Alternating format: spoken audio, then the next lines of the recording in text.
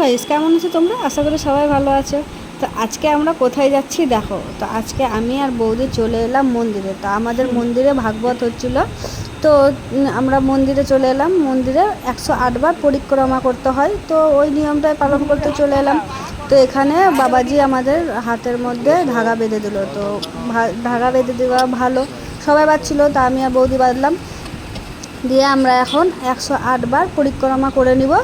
108 বার পরিক্রমা করলে নাকি মনের ইচ্ছা পূরণ হয়, সবাই করছিল। তো আমরাও ভাগবতের মধ্যে দিয়ে 108 বার পরিক্রমা করে নিলাম। তারপরে চলে এলাম মন্দিরে। মন্দিরে চাঁদা দিতে হতো, তো মন্দিরে চলে এলাম। দিয়ে মন্দিরে দেখিয়ে দিচ্ছি তোমাদের, আমাদের মন্দিরটা এত সুন্দর যে বৃন্দাবনের থেকেও কম না। এখানে আসলে সব মনের মানে শান্তি যে হয় না মনের, যে বলার কথা নয়, কিন্তু যাওয়াই হয় না। এত সুন্দর লাগে, এত সুন্দর যে বলার কথা নয়, খুবই ভালো লাগে মন্দিরটা। সত্যি বলতে বৃন্দাবনের থেকে কিছুই কম নয়। তো এখানে আমাদের সব ঠাকুরগুলো আছে, তো ওগুলোই তোমাদের সাথে একটু শেয়ার করলাম। বাবা ভোলানাথ, সমস্ত ঠাকুর, যত ঠাকুর হয় আর কি, সব ঠাকুর। তো মন্দির এখানে 12টা বেজে পার হয়ে গেছিলো। 12টার মধ্যে ঠাকুরকে ভোগ লাগিয়ে দিয়ে এবার দরজা বন্ধ করে দেওয়া হয়, ভোগ নিবেদন করে দিয়ে।